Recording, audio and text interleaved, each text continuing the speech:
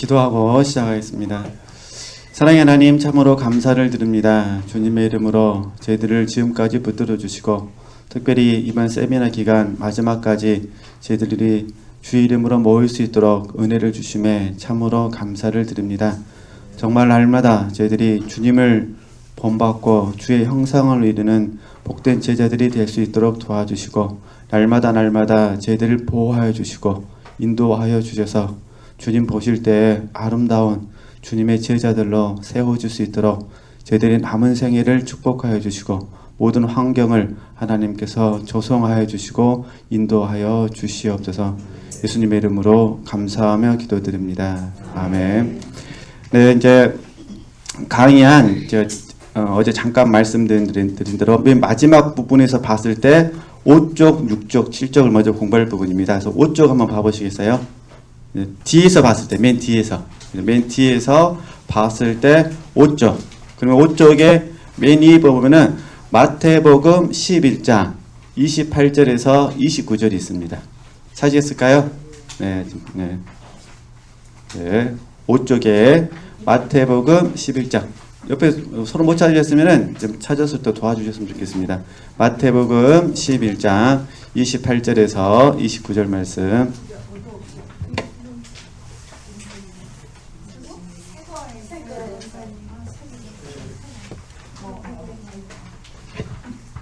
네, 뒤에 또 유인물 있으니까요. 한번 다 확인해 보시고, 다 확인해 보셨죠? 네, 이제 페이지가 같아야 이렇게 설명할 때 훨씬 쉬우니까요. 네. 5번 보면은 이제 예수 그리스도를 조춤. 네, 여기서부터 먼저 공부를 하도록 하겠습니다. 자, 이렇게 하는 이유는 뭐냐면 저나 우리 지체들이 오랫동안 신앙생활을 했고 또 주님의 제자로서 훈련받고 있고 그러니까 다시 한번 우리가 말씀을 통해서 같은 제자인데 좀 더 목표를 높이 잡아서 묵상해 보자 그런 부분입니다. 지음을 아시겠죠? 네, 이렇게 접근하지 않으면 또 방법론으로 가거든요. 방법론으로 가는 부분보다는 먼저 제자에 대해서 같이 공부를 하도록 하겠습니다. 그러면은 이제 5쪽에 보시면은 예수 그리스도를 쫓음 그 부분부터 이제 하는데 지금 저희가 보면 쫓는다는 개념이 있잖아요. 그래서 늘 저희들이 잘 아시는 것처럼 이 쫓는다는 부분은 따른다는 개념이 있거든요. 잘 아시니까 우리는 예수 그리스도를 이제 따르는 부분인데 이 따른다고 표현할 때에 좀 이렇게 강하게 번역하신 분들은 추종한다라고 번역도 하시더라고요. 추종자라고 번역하기도 하는데 그냥 우리는 추종자 그런 개념보다는 저희들이 궁극적으로 생각하는 제자들은 뭐냐면 영적인 그리스도인이 되는 부분입니다. 저희들이 추구하는 부분은 영적인 그리스도인으로서 이 제자도의 길을 걸어가는데 제가 유인문에 잠깐 써드렸잖아요. 제자의 삶 보이시죠? 그리스도의 발자취를 따르는 삶인데 이 부분은 아랫부분에 보면은 베드로전서 2장 21절 말씀이 있습니다. 이건 조금에 다시 공부하기로 하고요. 그러니까 그리스도의 발자취를 따르는 삶, 또 생명적인 삶, 우리 자주 암송하시고 묵상하시는 갈라디아서 2장 20절 말씀. 그 다음에 하나 더 보충하신다면은 빌립보서 1장 20절에서 21절 말씀. 이 부분 말고도 굉장히 많이 있습니다. 그러는 이제 그래서 한번 빌립보서 말씀 찾아볼까요? 빌립보서 1장 20절에서 21절 말씀.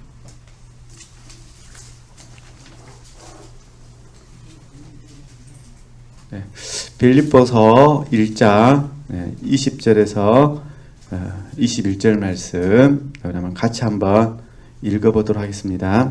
나의 간절한 기대와 소망을 따라 아무 일이든지 부끄럽지 아니하고 오직 전과 같이 이제도 온전히 담대하여 살든지 죽든지 내 몸에서 그리스도가 존귀되게 하려 하나니 이는 내게 사는 것이 그리스도니 죽는 것도 유익함이니라. 아멘.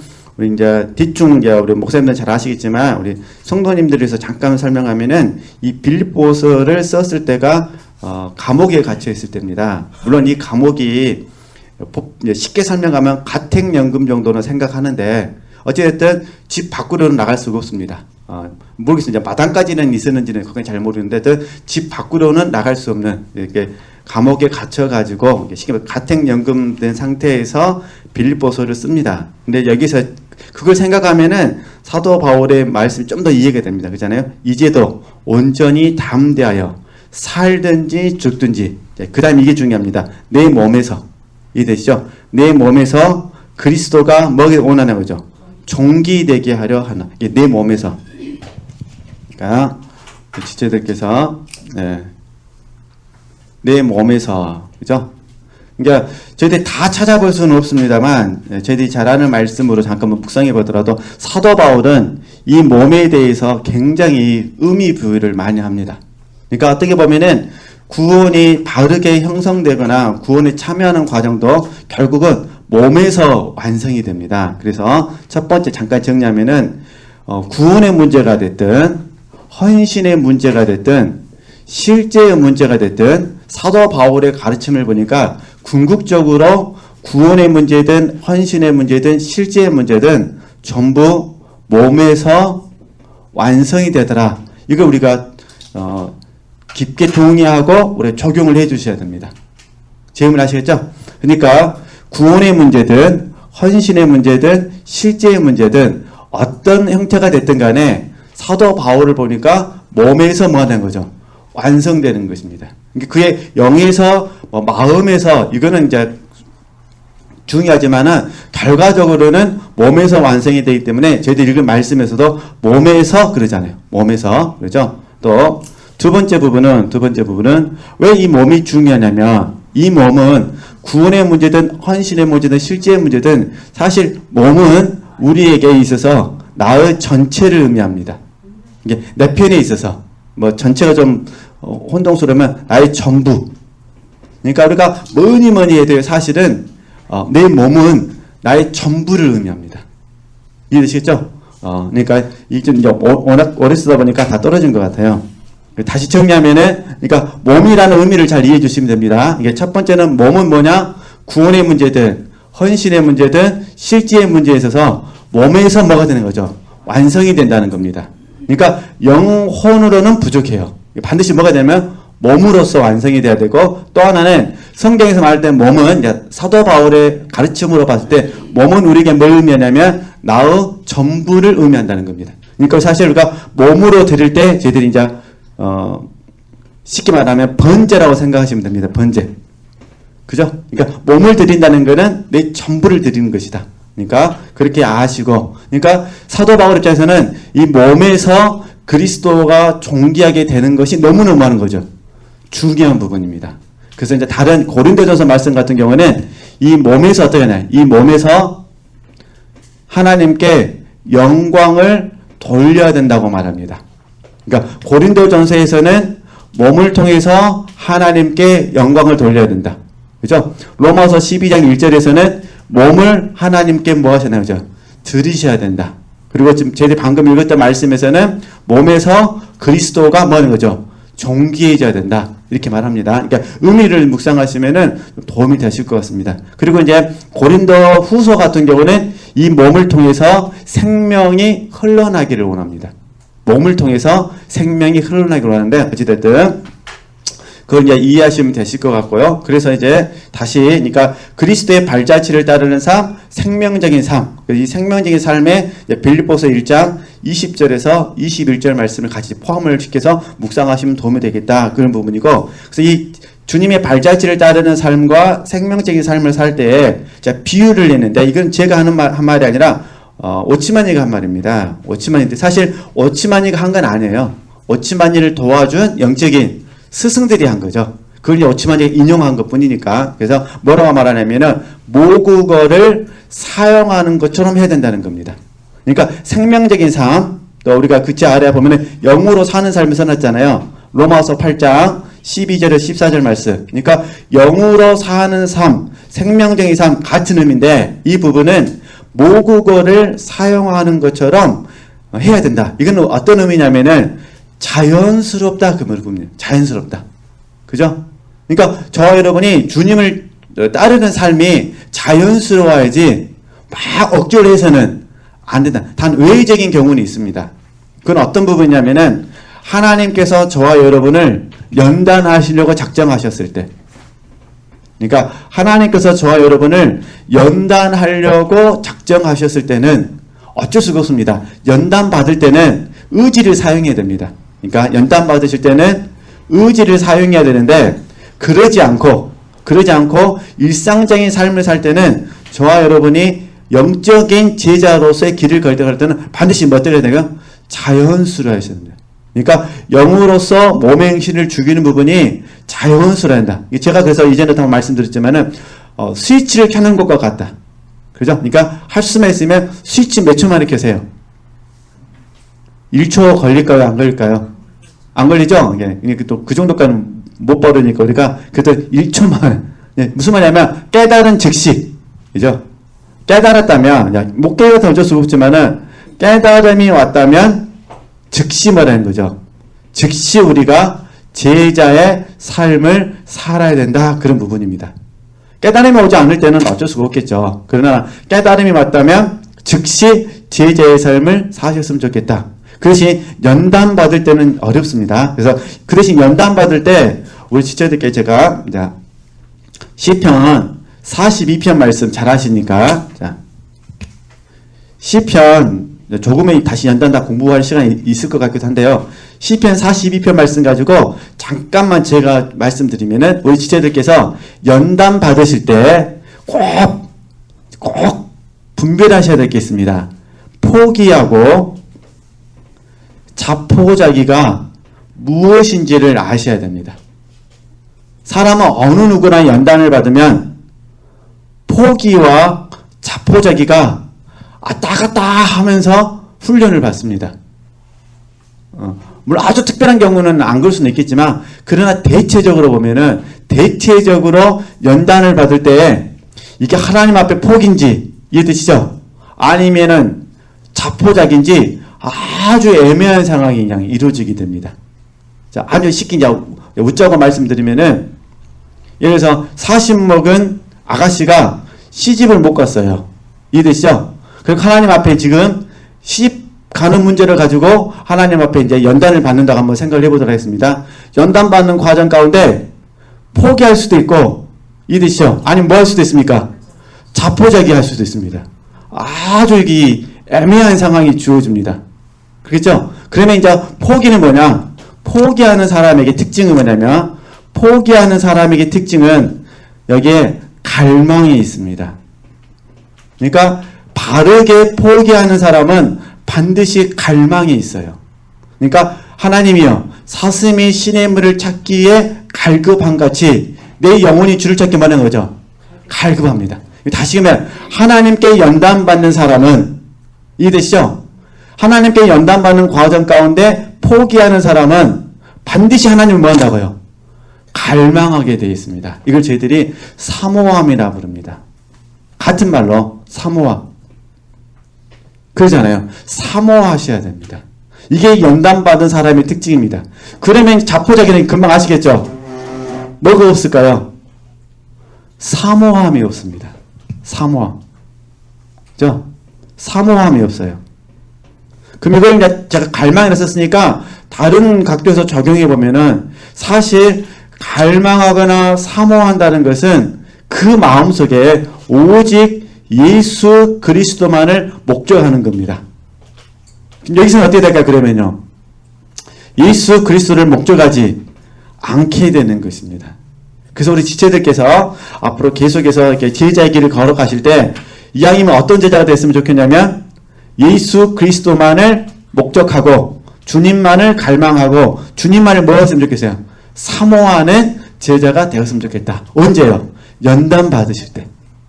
그죠? 연단을 포기 쪽으로 가셔야지 잘못 적용하셔가지고 자포자기로 가면 큰일 납니다. 그럼 여기들이 얘기는 자포자기가 되면은 사모함이 없기 때문에 당연히 여기에 이제 자칫 잘못하면은 게으름이라든가 무관심이 들어옵니다. 그래서 이 무관심을 어떤 분들은 나태라고 부릅니다. 나태. 그래서 게으름, 나태, 그 다음에 태만이 찾으면 태만. 태만은 어떤 의미냐면은 책임지려고 하지 않는 마음입니다. 이걸 태만이라고 부릅니다. 태만. 그죠? 그러니까 게으름, 나태, 태만. 이거는 자포자기로 가는 겁니다. 그죠? 그래서 저는 이제 다시 한번 이 주님의 길, 제자의 길을 이렇게 묵상하면서 하나님 앞에 제가 유인물 다 준비해 왔습니다만 시간이 어떻게 될지 몰라서 먼저 저 얘기를 이제 말씀드린 겁니다. 이거 먼저 생각나게 하시기 때문에. 근데 저는 그래서 이 이제 연단까지는 아니지만 제가 막달라 마리아를 굉장히 나름대로 존경하는 이유 중에 하나가 뭐냐면 사실 막달라 마리아는 예수님을 이렇게 부활한 날 처음 만난 여인이잖아요. 우리가 며칠 있으면 부활절을 맞이하잖아요. 그때 처음 만난 여인이 막달라 마리아인데 막달라 마리아에게서 굉장히 좋은 장점이 뭐냐면 막달라 마리아는 누구만 사모했다는 겁니까? 예수 그리스도만 사모했다는 것입니다. 그렇잖아요. 그러니까 막달라 마리아에게서 우리가 장점을 찾는다면 막달라 마리아는 누구만 사모했다는 거죠? 예수 그리스도만 사모했다. 근데 이제 우리가 가지고 있는 성경 말씀, 우리가 사복음서, 우리가 가지고 있는 사복음서를 기초로 해서 묵상해 보면 예수님께서 베드로에게 너희들은 나를 누구라 하느냐? 그러니까 베드로가 뭐랍니까? 주는 그리스도시요 살아계신 하나님의 아들이십니다. 라고 말씀하신 이후부터 4번을 당신이 십자가에서 죽으실 것을 그리고 부활하실 것을 말씀합니다. 4번을 4번. 그죠? 근데 문제는 뭐냐? 근데 이 주님의 제자들이 막달라 마리아에게 가르쳐 주는지 안 가르쳐 주는지는 모릅니다. 뭐 성경은 가르쳤던 말도 없고 안 가르쳤던 말도 없으니까. 그죠? 그럼 확실한 것은 주님의 제자들은 4번이나 주님이 십자가에서 죽으시고 부활하신다는 사실을 들었음에도 불구하고 그들은 부활하신 주님을 만나지 못했습니다. 근데 막달라 마리아는 전통적으로 지금 젊은 교수님들 그렇게 생각하지 않으시지만은 전통적으로 교부들의 가르침에 의하면은 막달라 마리아가 7귀신 들린 여자로 생각을 합니다. 이거 막 믿을 수도 있고 안 믿을 수도 있고 그런데 이제 전통적으로 본다면 그래서 전통적인 관점에서 보면은 7귀신 들린 여자가 막달라 마리아니까 사실 지식적인 면에서 상당히 둔했을 것이라고 우리가 추정해 볼 수가 있는 부분입니다. 그죠? 그러니까 이게 봐보세요. 이게 지식이 중요한 게 아니라는 거예요. 부활하신 주님을 만나는 것은 지식 있는 사람이 만나는 것이 아니라 어떤 사람이 만나는 것이죠? 사모하는 사람이 만난다는 거예요. 그러니까 죄송합니다. 막달라 마리아 입장에서 봤을 때는 사실 이 주님이 안 계시는 곳은 너무너무 큰 슬픔이었죠. 그러니까 사슴이 시냇물을 찾기에 갈급한 같이 내 영혼이 주를 찾기에 갈급한 상황이었죠. 그러니까 이제 하여튼 뭐 내용을 잘 아시니까 또 돌아오는 부활절날 그런 말씀도 들을 수도 있으시겠지만은 하여튼 제가 이제 주신 감동이 저를 다시 한번 정리하게 됐습니다. 그러니까 정말로 연단을 받는 사람은 마음속에 갈망이 있거나 또 하나 뭐가 있다는 거죠? 사모함이 있습니다. 자, 그럼 봐보세요. 갈망이 있거나 사모함이 있다는 것은 어떤 의미냐? 줄였다는 의미입니다. 줄임. 직접 굶주림. 그죠? 굶주림이 있다는 거예요. 그러면 자포자기한 사람은 게으르고 무관심하고 탐안하니까 이분에게는 굶주림이 있을까요? 없을까요? 없게 되는 거죠. 그럼 하나님은 어떤 사람을 만나주시냐? 굶주린 사람을 만나주시는 거예요.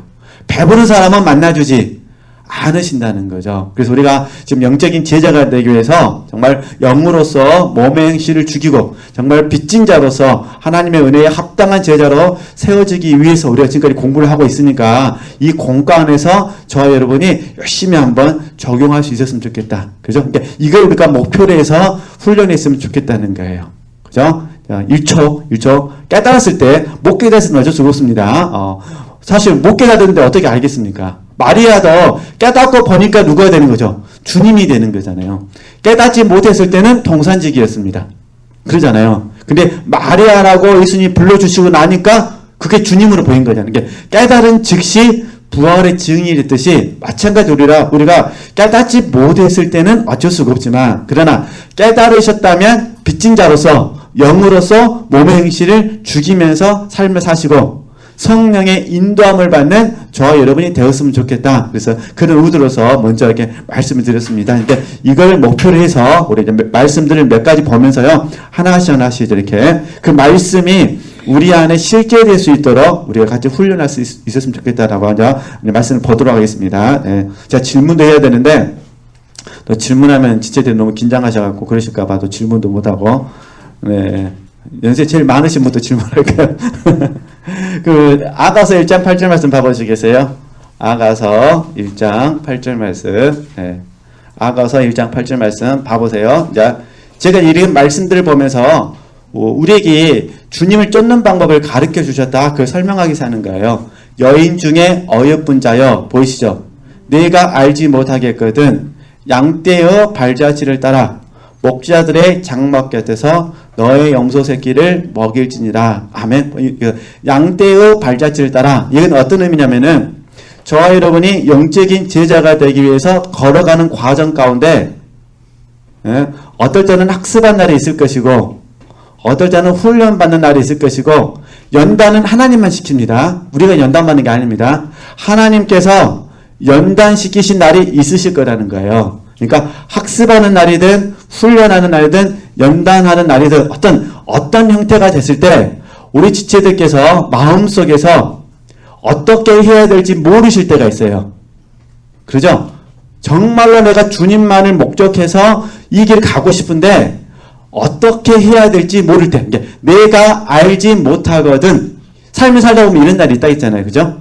그때 어떻게 하세요? 이때 지체들에게 양떼의 발자취가 있으셔야 돼요. 그래서 제가 사실은 이 시간에 여쭤봐야 될 부분이 4개월 전에 제가 내드린 숙제하고 기억이 나실까요? 4개월 전에 내드린 숙제하고 그 다음에 이걸 물어봐야 돼요. 우리 지체들께서는 지금 양떼의 발자취를 따라가시는데 지금 내게 있어서 양떼의 발자취가 누구시냐고 물어봐야 됩니다.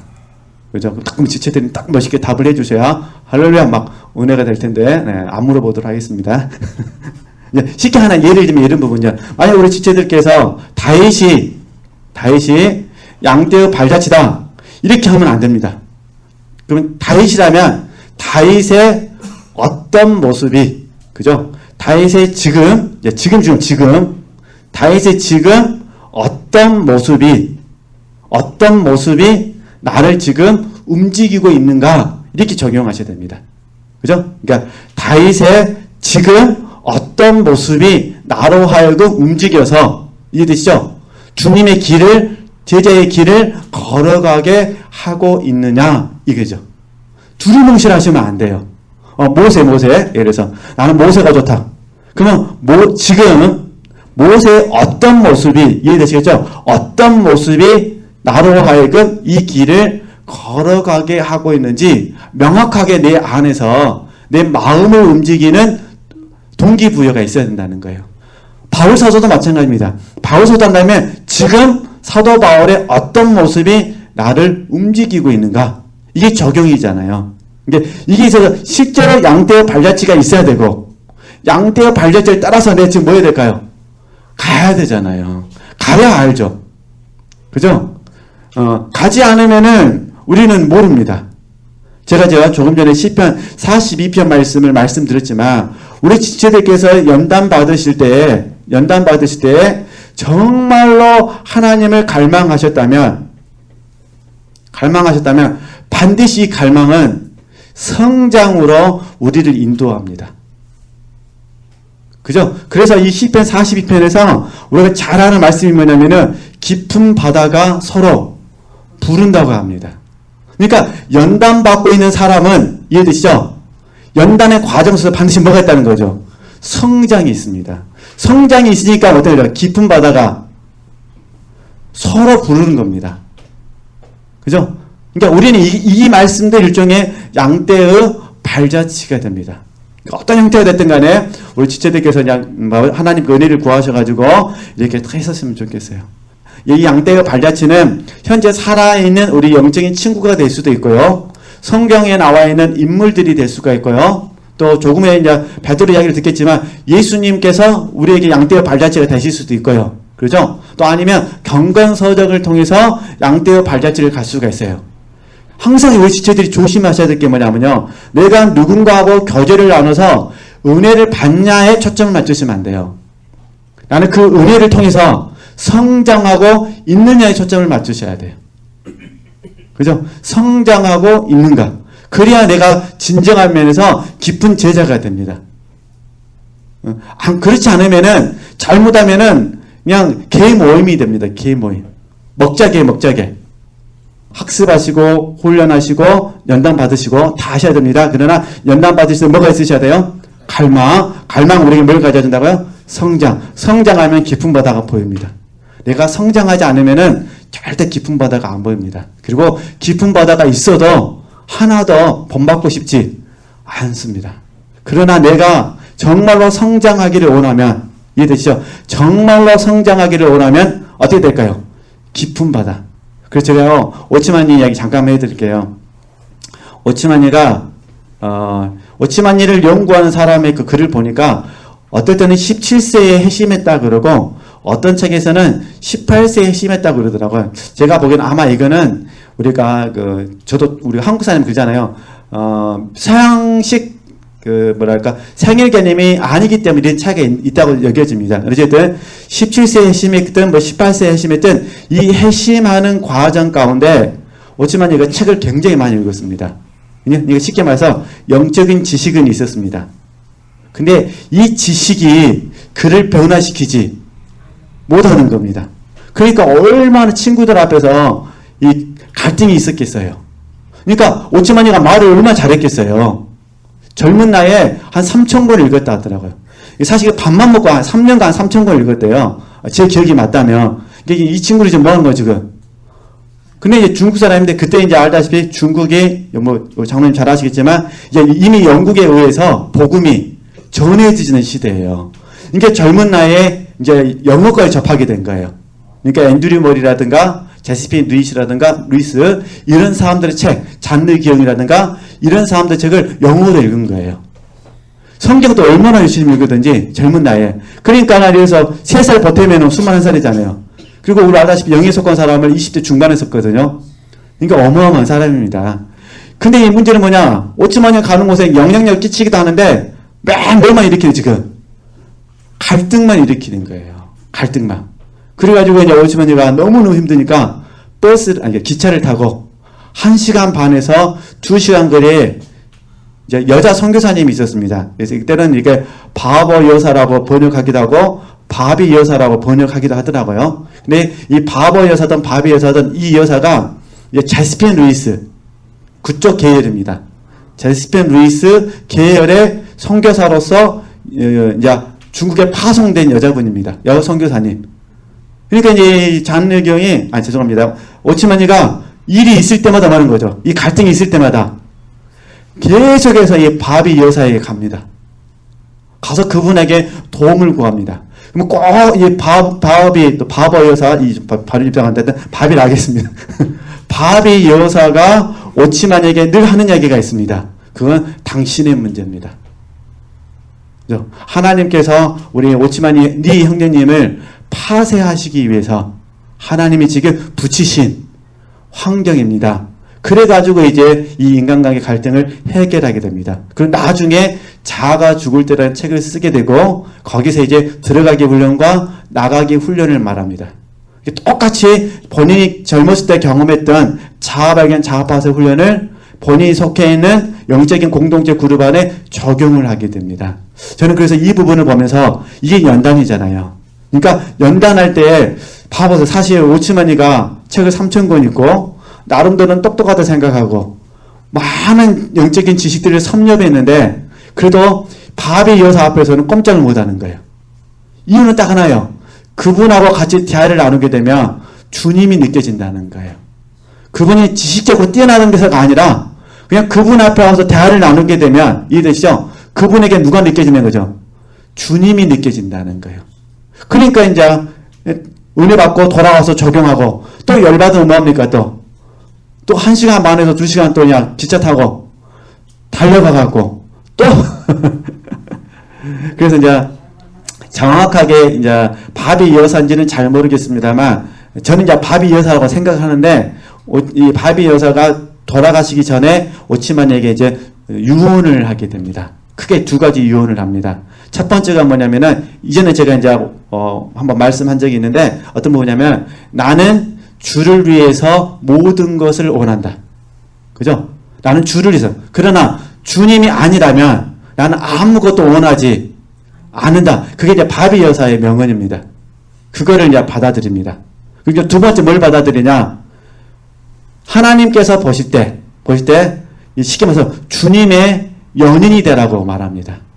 인생의 목적을 뭐로 삼으라는 거죠? 주님의 연인이 되도록 목적을 삼으라. 이렇게 권면을 해줍니다. 그죠? 그러니까요, 오치마니가 그걸 그대로 받아들여서 뭡니까? 평생 이 두 가지 목적 속의 삶을 삽니다. 그죠? 하나는 주를 위해서 모든 것을 원하는 사람. 그러나 나를 위해서는요, 아무것도 원하지 않는 사람. 두 번째는요, 주님 앞에서 평생을 어떤 사람을 살고 싶다는 거죠? 순전한 연인으로서 서고 싶은 거죠. 저는 그래서 저도 그 모토를 제가 그대로 이제 마음속에 아멘으로 받아들였습니다. 나도 하나님 이런 삶을 살게 하옵소서. 이게 자기 양떼의 발자취예요. 그러잖아요. 그러니까 연단되어질 때마다 뭘 적용하는 거죠? 갈망, 성장, 깊은 바다. 이해되시죠? 이게 오치마니 똑같잖아요. 오치마니도 연단받고 있었을 때 하나님의 뜻대로 살고 싶은 뭐가 있었습니까? 갈망. 갈망을 품으니까 깊은 바다가 보였어요. 그죠? 자시핀 루시가 보이고 잔느경이 보이고 바비 여사가 보인 거예요. 깊은 바다. 그러니까 뭐 어떻게 합니까? 대가를 지불하는 거죠. 1시간 30분. 간대 1시간 30분, 온대 1시간 30분. 그죠? 부디되게 달려가가지고 바비 여사에게 뭐 합니까?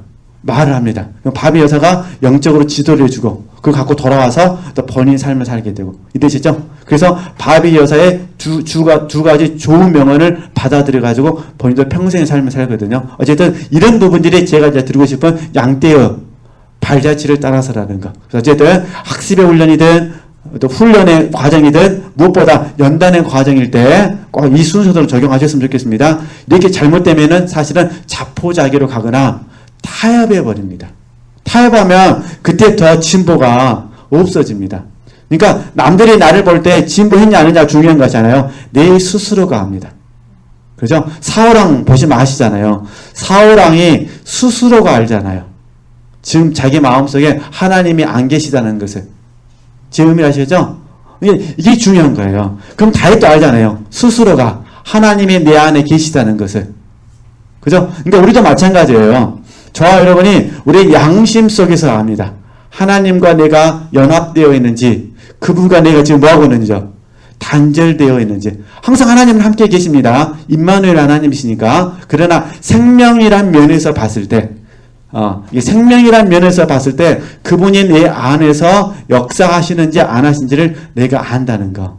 얼른 우리가 깨달았다면은 얼른 깨달아서 주 안에 거하는 자가 되어야 됩니다. 이게 요한복음 15장 말씀입니다. 내 안에 거하라. 그래서 이걸 제가 8월달에 오면은 좀 집중적으로 주님 안에 거하는 법, 주님의 사랑이 어떻게 우리에게 나타나는지 적용, 부분적으로는 다 알고 계셔요. 부분적으로 다 알고 계시는데 한번 종합적으로 한번 같이 공부했으면 좋겠다 싶어서 주신 감동을 따라 제가 먼저 말씀을 드린 부분입니다. 그럼 이해하시면 되실 것 같고, 그 다음에 이제 베드로전서 말씀 보실까요? 그 아래 부분 봐보시겠어요? 베드로전서 2장 21절 말씀 우리 같이 한번 읽겠습니다. 이를 위하여 너희가 부르심을 입었으니 그리스도도 너희를 위하여 고난을 받으사 너희에게 보응을 끼쳐 그 자취를 따라오게 하려 하셨느니라. 그렇죠? 주님께서도 고난을 받으셨는데 저와 여러분의 뭐가 되셨다는 거예요? 본이 되었다는 거예요. 그렇죠? 그러니까 우리 예수님께서 고난 가운데, 십자가의 고난이잖아요. 고난 가운데 본을 보이셨다. 그죠? 그러면 주님께서 고난 가운데 본을 보이신 게 뭐냐? 이게 하나님의 뜻을 이루는 것이고요. 하나님의 뜻을 온전히 이루는 것입니다. 자, 이 부분은 우리가 아마 다 부분적으로는 알고 계시지만 한번 저 윗문에 써오지는 않았습니다. 한번 찾아보겠습니다. 이것도 감동 주시니까 한번 읽으면 금방 하실 것 같아요. 우리 요한복음 말씀 돌아가서요. 우리 요한복음 말씀.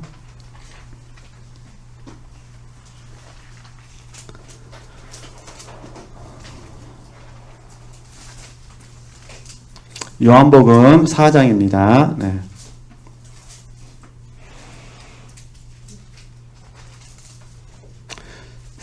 4장 34절 말씀. 요한복음 4장 34절 말씀.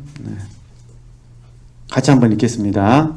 예수께서 이르시되 나의 양식은 나를 보내신 이의 뜻을 행하며 그의 일을 온전히 뭐라는 거죠? 이루는 이것이니라. 그죠? 이게 고난이잖아요. 십자가에 죽으신.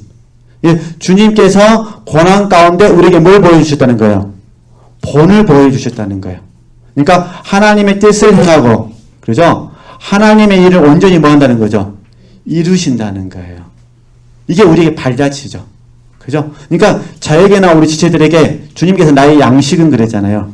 그래서 우리가 이 양식 그러면 이제 시편 119편 말씀 아시잖아요. 내 소유는 이것이니 주의 법도를 행하는 것입니다. 우리가 이렇게 암송하고 계시잖아요. 이게 저와 여러분의 소유는 뭐냐? 주의 법도를 행하는 것입니다. 그렇죠?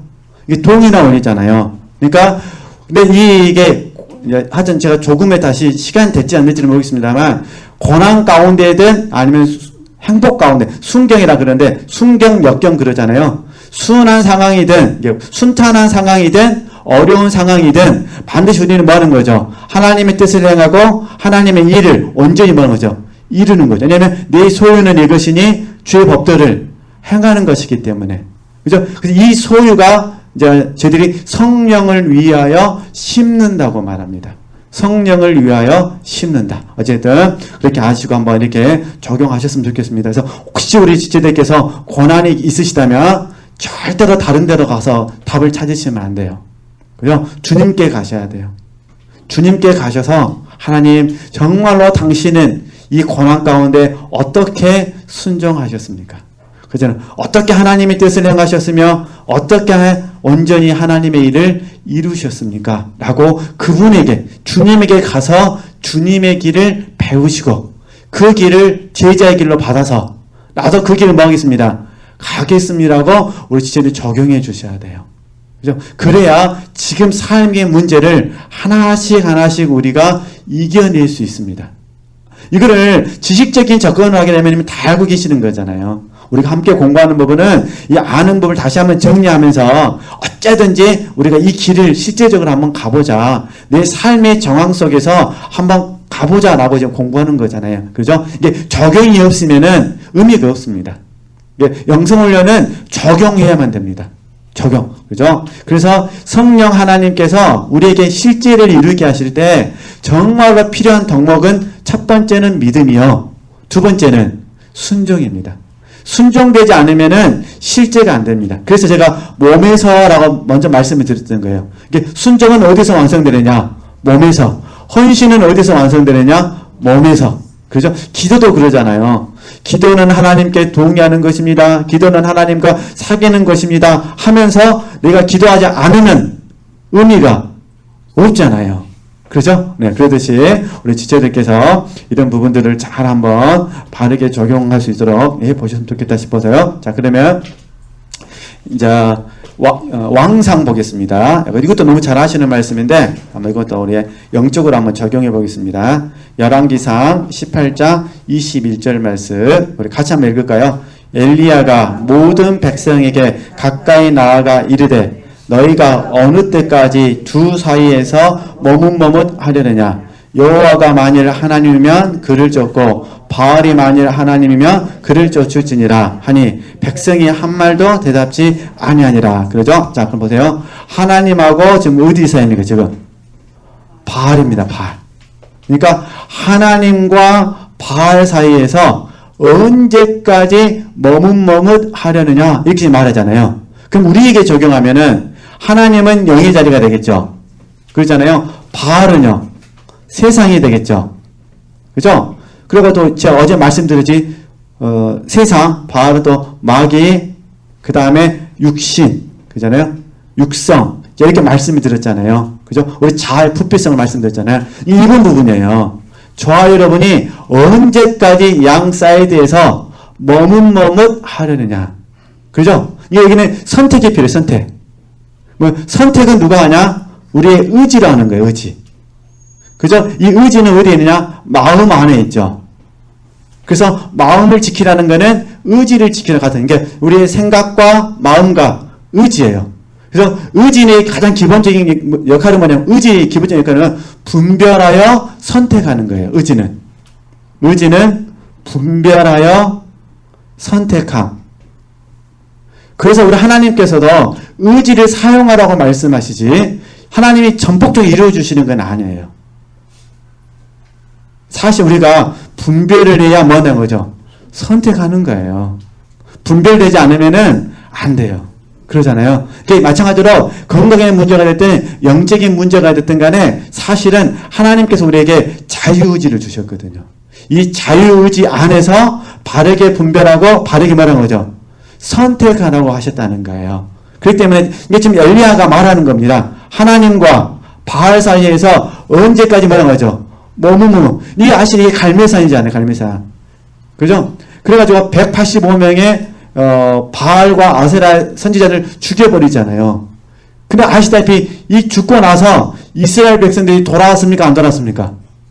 안 돌아오잖아요.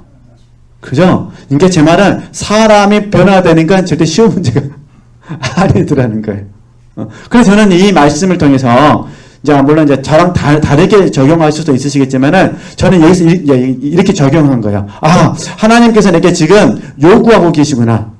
언제까지 하나님과 바알. 사실 이 바알은 이스라엘 안에 있었거든요.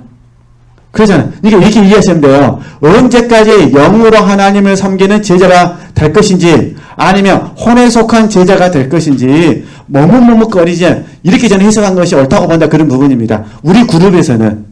이해되시겠죠? 우리 그룹에서는. 그러잖아요. 이왕이면 저와 여러분이 주님과 연합된 제자가 돼야지. 이름만 제자가 된, 맨날 주님과 분리돼요. 이게 교회 생활은 하는데 주님과 상관없는 제자가 돼서는 안 되지 않겠느냐. 그죠? 그런 의미에서 한번 묵상해보자. 그런 부분입니다. 그래서 영의 문제와 육신의 부분을 한번 우리 바르게 적용할 수 있었으면 좋겠다. 그러면 이제 제가 어제 다 말씀드렸기 때문에 정리만 하게 되면 이렇게 이해하시면 됩니다. 저와 여러분이 마음속에서 내가 지금 의지하고 있는 것은 무엇인가? 내가 지금 사랑하고 있는 것은 무엇인가? 내가 지금 섬기고 있는 것은 무엇인가를 바르게 묵상하셔가지고 항상 우리는 하나님만을 의지하고 항상 하나님만을 사랑하고 그 다음에 하나님만을 뭐 했으면 좋겠네요. 섬기셨으면 좋겠다. 그런 부분입니다. 그죠? 제가 또 어제도 이렇게 시편 19편 14절 말씀을 드렸지만 사실 그게 하나님은 나의 반석이십니다. 하나님은 나의 생명이십니다. 그러잖아요. 그러니까 하나님만이 나의 반석이시고 하나님만이 나의 누구라시는 거죠? 생명. 하나님이 생명이에요. 그러니까 하나님 없이는 나는 살 수 없다. 그 말입니다. 그죠? 그러니까 하나님만을 의지하고 하나님만을 사랑하고 하나님만을 섬기는 복된 주의 제자들로 세워주셨으면 어떻겠냐라는 의미에서 이 본문의 말씀을 인용했다. 그런 부분입니다. 그렇게 아시고 한번 이렇게 동의되시면은 이렇게 적용할 수 있으셨으면 좋겠습니다. 네. 자, 그럼 또 계속 말씀을 볼까요? 아가서 5장 9절에서 16절 말씀은 너무 많으니까 그냥 읽지는 못하고 이제 핵심만 제가 말씀드릴게요. 핵심만. 제가 왜 아가서 지금 5장 말씀, 지금 현재 지도자 과정 시간에 담임 목사님께서 지금 5장을 시간 있으실 때, 뭐 없을 때는 어쩔 수 없지만은 있으실 때마다 강의를 하기 때문에 이제 세부적인 내용은 제가 설명을 못 해드리고요. 제가 말하고 싶었던 핵심은 뭐냐면 핵심은 이런 부분입니다. 핵심은 저와 여러분이 성경을 통해서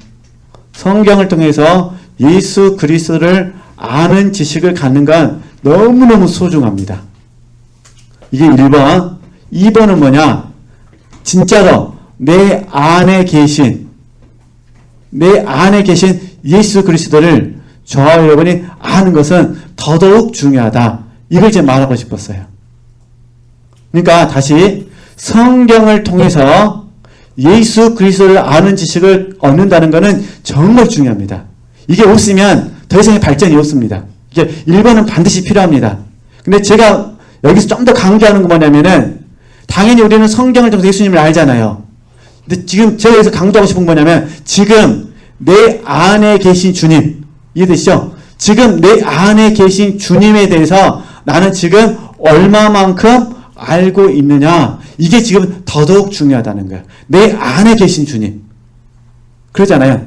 그래서 여기서 어떤 사람이 우리에게 와가지고 당신은 주님을 믿는데 당신이 믿는 주님은 누구십니까? 라고 만약에 물어본다면 우리는 성경 속에서 예수님을 말씀하실 수도 있지만 또 한편은 어떤 게 될까요? 지금 내 안에 계신 주님을 우리가 말해야 되지 않겠느냐 그런 부분입니다. 그러니까 둘 다 필요합니다. 둘 다. 네. 둘 다 필요한데 포인트는 뭐냐면 2번.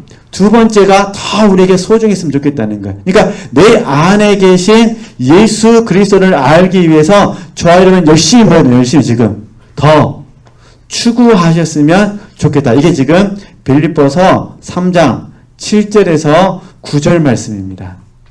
이렇게 되어야 내 안에 계신 주님을 아는데 방해하는 존재들이 배설물로 보이고 해로운 곳으로 보입니다. 내 소중한 시간을 빼앗아가는 거예요, 지금. 나는 지금 네 주님하고 뭐 해야 되냐, 지금. 교제해야 되는데, 그냥 와가지고 내 소중한 시간들을 빼앗아가가지고, 나로 알고 지금 내 안에 계신 주님과 교제하는 시간을 없애버리는 거예요.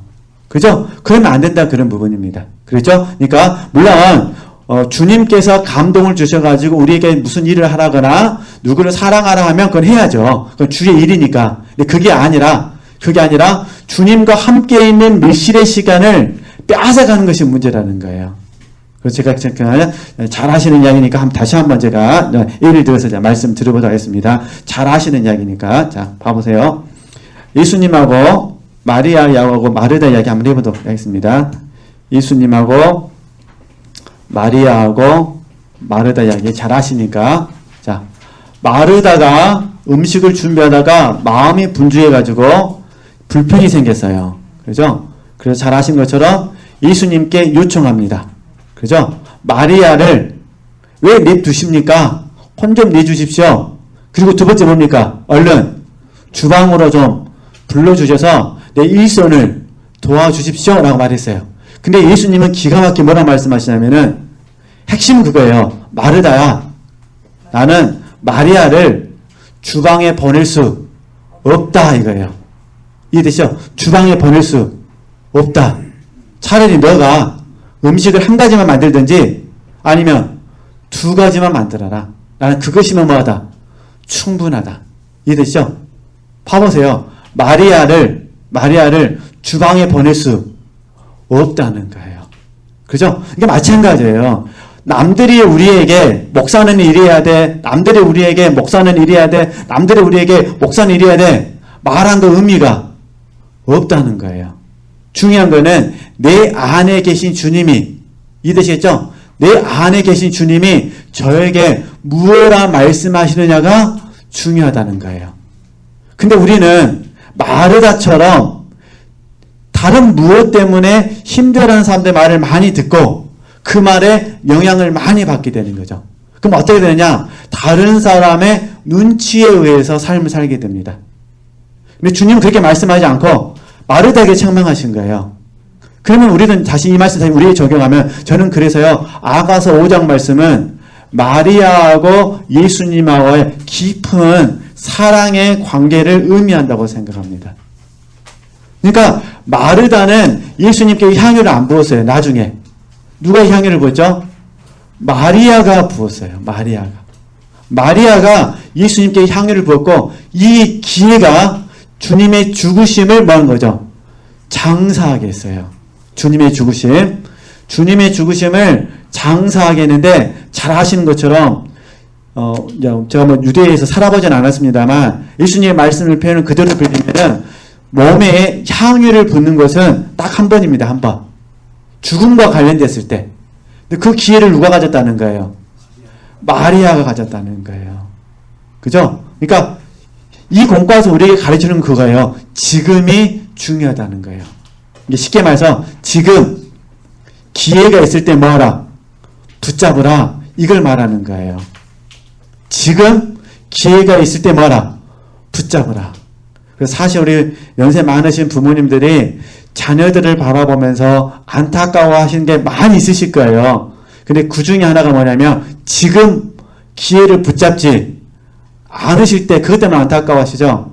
저도 그래요. 저도 그러더라고요. 그러니까 애들은 우리 부모님을 바라보면서 꼰대라고 그래요. 꼰대라고. 근데 우리는 그게 아니야, 지금. 우리는 나름대로 인생을 살아보니까 시간이 너무너무 소중하니까 지금 예수 믿는 것도 젊을 때 믿어야 된다고 그러잖아요. 봉사할 때도 늙어서 해야 돼요? 젊어서 해야 돼요? 젊어서 해야 되고, 다 지금 뼈저리게 느끼시죠? 지금 해야 되라고 하잖아요. 근데 우리는 어떤 마음 드냐면, 다음에. 우리 애들도 그래요. 다음에 할게요. 근데 다음은 아무도 보장 못 합니다. 다음이라는 거는 우리에게 선물로 주어질지 않을지는 아무도 모르는 부분입니다.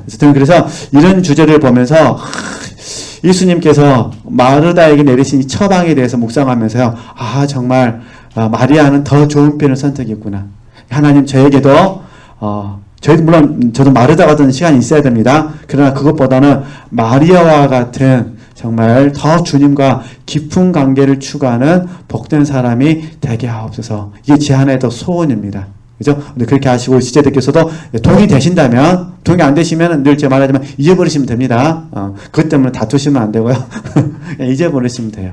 그죠? 이렇게 아시고. 자, 그 다음에 볼까요? 이제 5페이지 넘어가서 하여튼 자세한 부분은 다음에 이경 목사님께서 강의하신 지도자 과정을 들으실 기회가 생기신다면은 그때 더 공부하셨으면 도움이 되실 것 같고요. 그 다음에 이제 6페이지 보시면 이건 이제 어제 많이 공부를 했기 때문에 그냥 말씀만 점검하면 될 것 같습니다.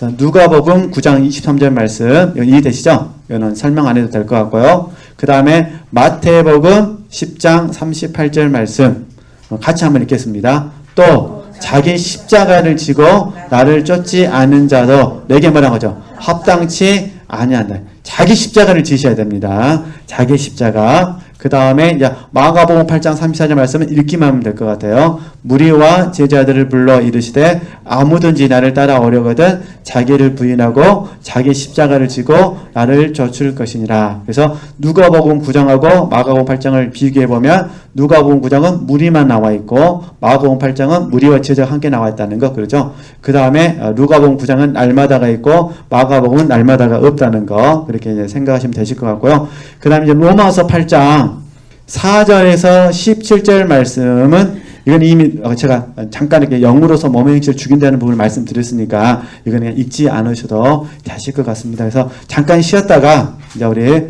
갈라디아서 5장 이제 7페이지잖아요. 이 부분을 좀 같이 공부하고 처음으로 돌아가서 또 공부를 하도록 하겠습니다. 잠깐 지금 10분에 만나실까요? 10분에 뵙도록 하겠습니다.